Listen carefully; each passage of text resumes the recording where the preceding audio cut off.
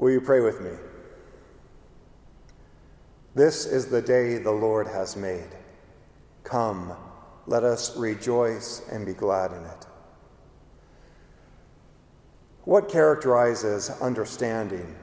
What accounts for it? What allows for it? I don't mean a type of understanding that is about talking points or rote memory, but a deep understanding, one that grounds us, one that transforms our identity, one that we carry with us for a long time. I think about the best place to approach things like what does it mean to understand something in the realm of relationships, to think about them as a part of our lives in relationships, something that exists over a long period of time.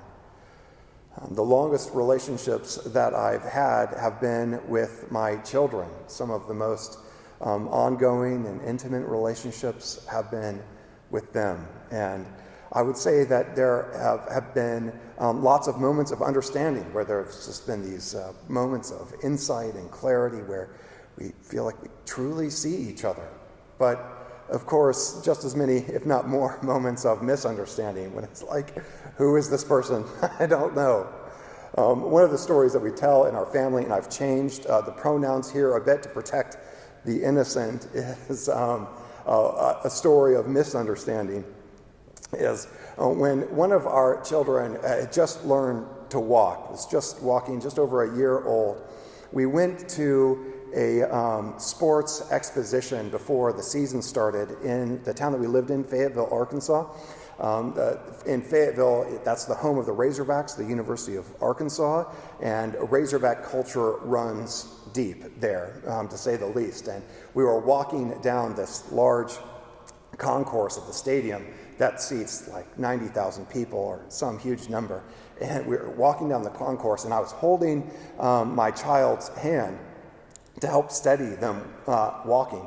And as we walked down, about 30 yards down the way, we saw a mascot. And this mascot is called Boss Hog. And Boss Hog is about 9 feet tall. It's this huge inflatable costume that a person uses to maneuver, not very well, but a little bit. Anyway, we were walking down the concourse. I was holding my child's hand, and they saw Boss Hog.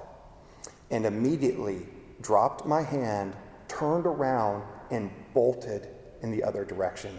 This is a child that could barely walk. And this child's response was, death is upon us. I'm out of here, every man for himself. And fear absolutely characterized this child's relationship with mascots from there on out. They were just absolutely petrified of them. And Jenna and I did everything that we could think of to reduce that seizing fear. We would take pictures with the mascot, we would talk with them, show them how friendly they are, and nothing worked. Well, fast forward about 5 years down the road, and we were sitting at a baseball game, and another Razorback mascot, this one called Big Red, was coming over to talk to the kids and to the fans. And I said to my 5-year-old, I was like, let's go talk to the mascot. And our 5-year-old, with total clarity, looked at me and said, Dad, I don't talk to an animal that walks on 2 feet, that dresses in people's clothes.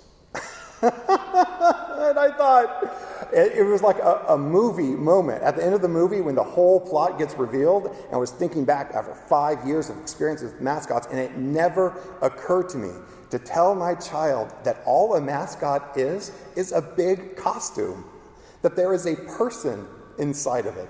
From my child's perspective, a mascot is basically this oversized mutant wearing people's clothes and walking on 2 feet, and everyone else just seems to be okay with it. That moment of understanding, finally seeing the world after trying so hard from their perspective, was something that I'll never forget. Well, in today's gospel, we have a parable about understanding, and the parable of the sower and the seeds. And this parable, we can look at it from two different perspectives. From one perspective is from the soil's perspective. What does it take for soil to accept the seed? And there's a couple suggestions. The suggestions are it takes attentiveness, that the soil has to be recognize the seed coming in and the seed's needs. It also takes perseverance, that in order for the seed to take root, the soil has to be a fertile place for a long time. But we can also look at this parable from the perspective of the sower. What would it be like to think about what the sower is like? If I think about the sower, the one word that seems to most characterize the sower is recklessness. I think about the sower coming out with this large bag, this large satchel overflowing with seeds, that she throws her hand into the bag and the seeds are already brimming over. She pulls her hand out and scatters them recklessly over the ground. This is less careful farmer, meticulously cared for garden, and more like a carnival image, a parade image, where there's big bags of candy and people on floats just scattering the candy. A lot of that ends up in the gutter and in the drain, and very little of it ends up in the hands of happy children. From the sower's perspective, the sower doesn't differentiate between good and bad soil.